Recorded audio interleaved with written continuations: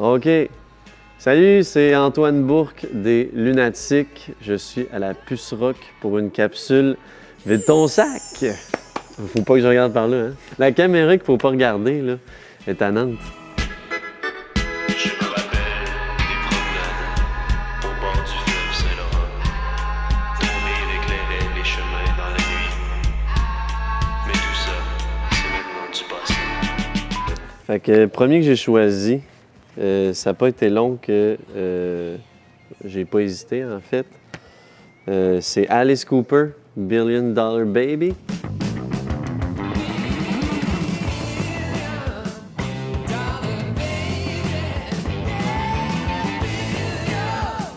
Billion Dollar Baby, c'est la pochette en forme de portefeuille, en cuirette, imitation cuir. Là, c'est cool parce qu'il y a la petite scène ici. Mais là, Simon, tu me disais... Moi, je pensais que c'était une scène qui était énorme, puis je pensais qu'elle n'était pas là, mais là, Simon m'a dit que la scène est bel et bien là. T'es-tu sûr de ça qu'elle n'existe pas, la grosse? Hein? Non. Ça, cet album-là, pourquoi j'ai choisi ça?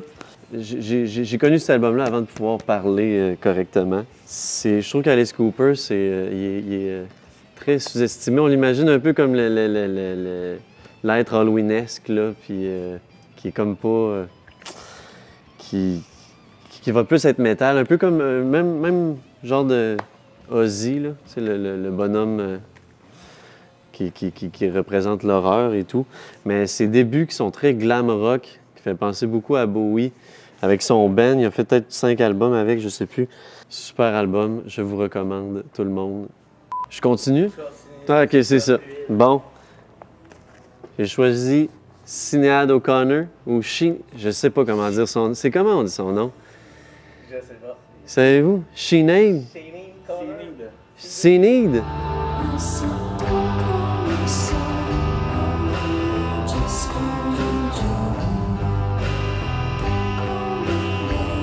Bon, mais Sinéad O'Connor, son premier album, Feu Sinéad, écoute, moi c'est mon préféré de elle. Je trouve qu'elle a une voix comme ce genre de voix-là qui est assez unique. Puis moi, ça me rappelle une bonne amie qui m'avait montré ça. Puis c'est le genre de tune qu'on s'est blasté dans un char en revenant d'une soirée, puis en criant tue-tête. Ce genre de moment-là, c'était la tune Jérusalem.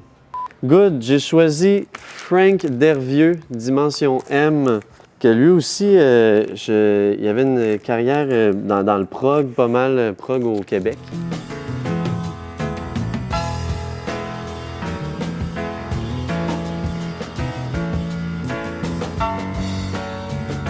Puis, Frank Dervieux, des fois c'est plus expérimental, des fois c'est pas. Mais ça sauce dans le prog, là.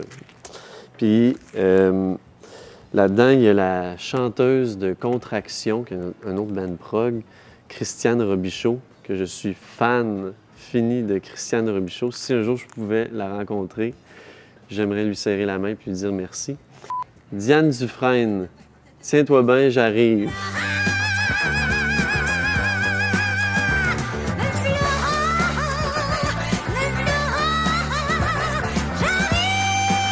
Diane Dufresne, c'est ma préférée de toute la gang.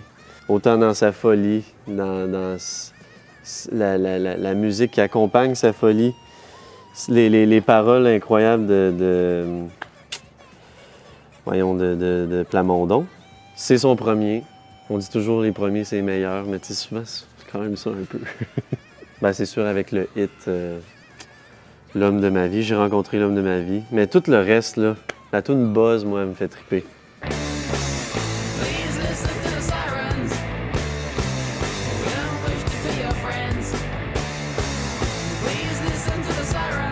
Two Boy Army, qui est le band à Gary Newman.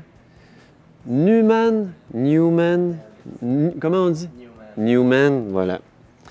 C'est son band avant qu'il se lance dans sa carrière solo. Mais en fait, quand il a commencé sa carrière solo, il était avec les mêmes membres, si je dis pas n'importe quoi. C'est des tunes que je connais pas, ça. Fait que je suis bien content de trouver ça. Nanette Workman.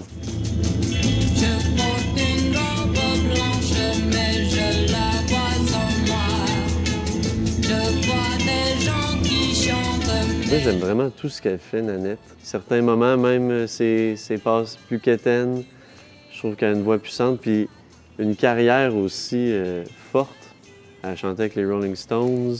On dirait là-dedans qu'elle fait plein de covers en français, parce que c'était beaucoup ça avant. Ils reprenaient des tunes populaires, comme là, il y a Peint en noir, qui est Painted Black, des Rolling Stones. Starmania aussi. Elle était dans Starmania, ben oui, c'est bon. Là, je suis dans mes trucs préférés. Là, je pouvais pas prendre mes affaires préférées. Ça, en ce moment, c'est ce que je préfère de ce qui se fait en ce moment. La sécurité. Stay safe! Breaking out,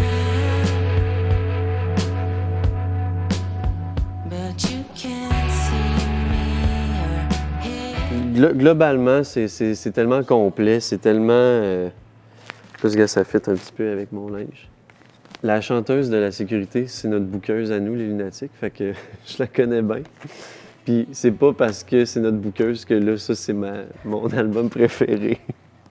Je trouve ça vraiment incroyable. J'ai pas pu mettre la main sur le vinyle encore.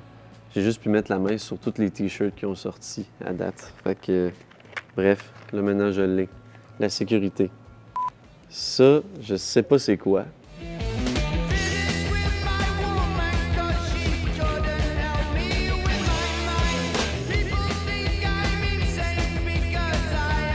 On peut pas retirer le dad en moi. C'est pour moi l'album le plus dad rock qu'il n'y a pas. Je peux pas. Moi, Black Sabbath, c'est dans mes bands préférés. Puis je trouve que c'est le Golden Era d'Ozzy. C'est pas mal. Moi, Ozzy Osbourne, c'est mon mot de passe Wi-Fi chez nous. Celui-là, c'est le seul qui me manquait dans l'usager, parce que je veux tous les originaux. C'est le genre d'album qui part tout de suite. D'ailleurs, il y a quelqu'un qui le voulait, hein, puis je l'ai pris avant lui. Hein. J'ai été plus vite. Je suis bien content. Mad Season.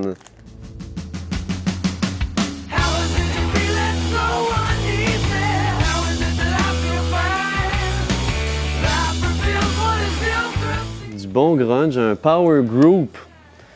C'est avec le chanteur de Alice in Chains, le guitariste de Pearl Jam, puis le bassiste et drummer de Screaming Trees. Je sais pas si... Sais-tu, Simon, si c'est ça, là? Je suis gros fan de Alice in Chains, puis ça, cet album-là... Tu sais, quand j'ai tout découvert les albums d'Alice in Chains, j'étais triste parce qu'il n'y en a eu plus, parce qu'il est mort d'une overdose d'héroïne, malheureusement. C'était un peu le sort à tous les chanteurs grunge, on dirait. C'est d'ailleurs Lane Staley, qui est le chanteur d'Alice in Chains, qui a fait la pochette. C'est lui avec sa copine. C'est plus doux, plus mélancolique, mais avec des bons riffs pesants.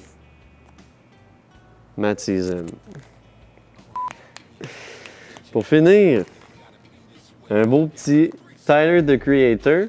Depends if Capri got space, don't really need one. I could go on the one at time, baby, I believe some. Find another nigga like me, cause I ain't seen none. Pull up in that, C'est pas mal ma découverte. Je pense que c'est 2022 en plus, je suis même pas sûr, mais moi en 2023, c'est ce que j'ai écouté non-stop. Puis je suis un gros fan de vieux hip-hop des années 90, East Side. Ça m'a fait renouer avec le hip-hop qui se fait aujourd'hui. Après ça, j'ai été plus ouvert à ce qui se fait aujourd'hui dans le rap. Puis ça, je trouve que c'est vraiment l'album que j'ai pas arrêté d'écouter en travaillant, en faisant le ménage. Il y a tout là-dedans que je veux dans un album de rap. Sauf peut-être le langage grossier, mais pareil, c'est bon. Alors, c'était Antoine du groupe Les Lunatiques. Je suis à la puce rock et j'étais très content de pouvoir vider mon sac devant vous autres.